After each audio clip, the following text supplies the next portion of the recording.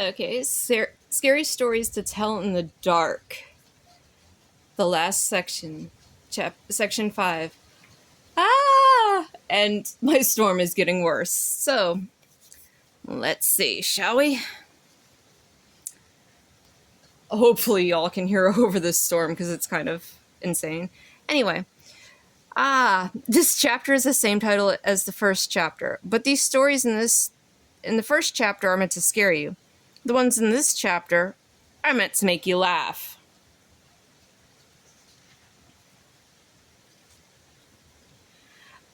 The Viper. A woman lived alone on the top floor of an apartment house. One morning, her telephone rang. "Hello," she said. "This is the Viper," a man said. "I'm coming up." "Someone is fooling around," she thought, and hung up. Half an hour later, the telephone rang again. It was the same man. "It's the Viper," he said. "I'll be up soon." The widow didn't know what to think, but she was getting frightened. Once more the telephone rang. Again it was the Viper. "I'm coming up now," he said. She quickly called the police. They said they would be right over. But when the doorbell rang, she sighed with relief. "They're here," she thought. When she opened the door, there stood a little old man with a bucket and a cloth.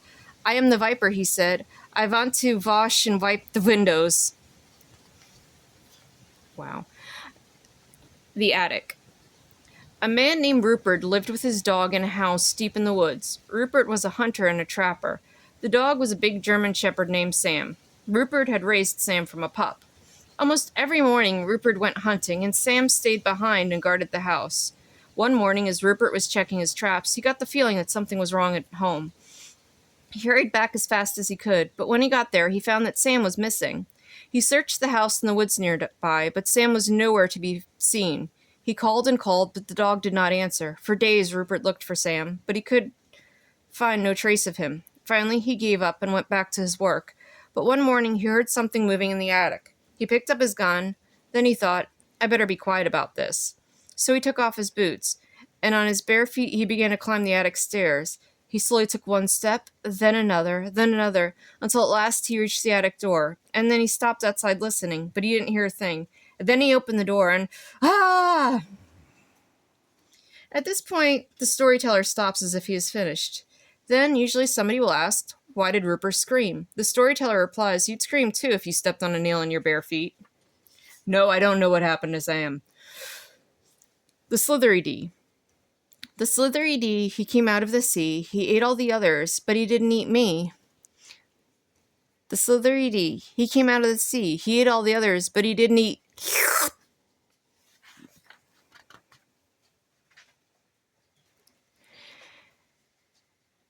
Aaron Kelly's bones. Aaron Kelly was dead.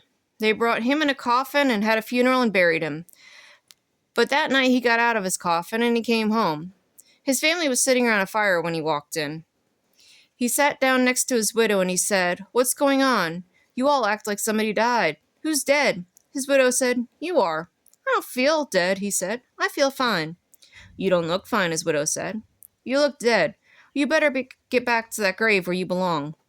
"I'm not going back to the grave until I feel dead," he said. Since Aaron wouldn't go back, his widow couldn't collect his life insurance. Without that, she couldn't pay for the coffin, and the undertaker said he would take it back. Aaron didn't care. He just sat by the fire, rocking in a chair and warming his hands and feet. But his joints were dry and his back was stiff, and every time he moved, he creaked and cracked. One night, the best fiddler in town came to court the widow. Since Aaron was dead, the fiddler wanted to marry her.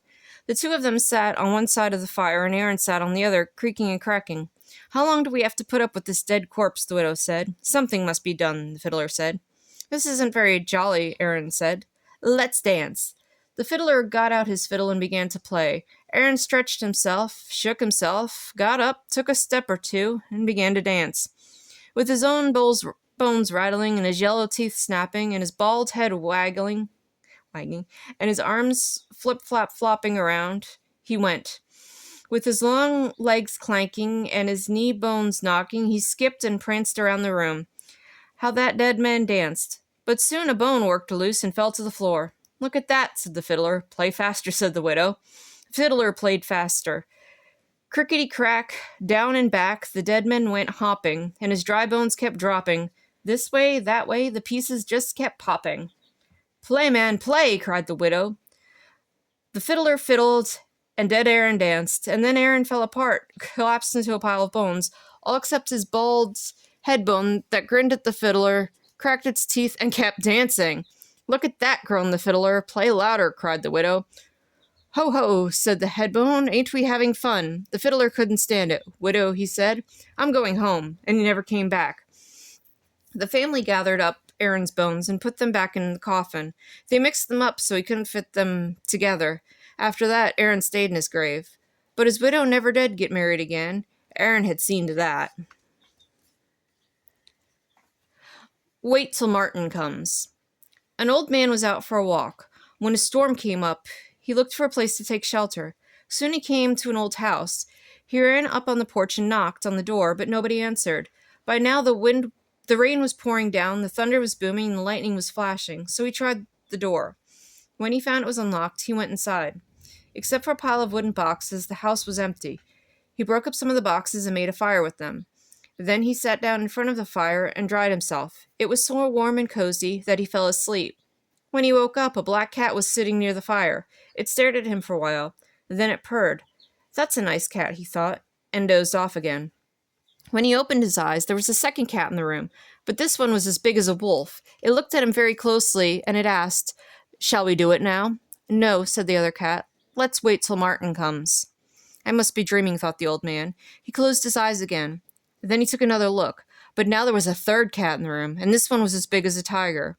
It looked the old man over and asked, "Shall we do it now?" "No," said the others. "Let's wait till Martin comes." The old man jumped up, jumped out the window, and started running. "When Martin comes, you tell him I couldn't wait," he called.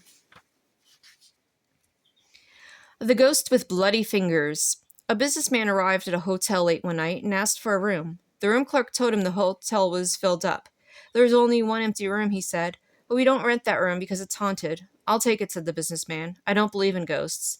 The man went up to the room. He unpacked his things and went to bed. As soon as he did, a ghost came out of the closet. Its fingers were bleeding, and it was moaning, "Bloody fingers! Bloody fingers!" When the man saw the ghost, he grabbed his things and ran. The next night, a woman arrived very late. Again, all the rooms were taken except the haunted room. "I'll sleep there," she said. "I'm not afraid of ghosts." As soon as she got into bed, the ghost came out of the closet. Its fingers were bleeding. It was still moaning, "Bloody fingers! Bloody fingers!" And the woman took one look and ran. A week later, another guest arrived very late. He also took the haunted room. After he'd unpacked, he got out his guitar and he began to play. Soon the ghost appeared. As before, its fingers were bleeding and it was moaning, "Bloody fingers! Bloody fingers!" The man paid no attention. He just kept strumming his guitar. But the ghost kept moaning, and its fingers kept bleeding. Finally, the guitar player looked up. "Cool it, man," he said. "Get yourself a Band-Aid." And that is the last one.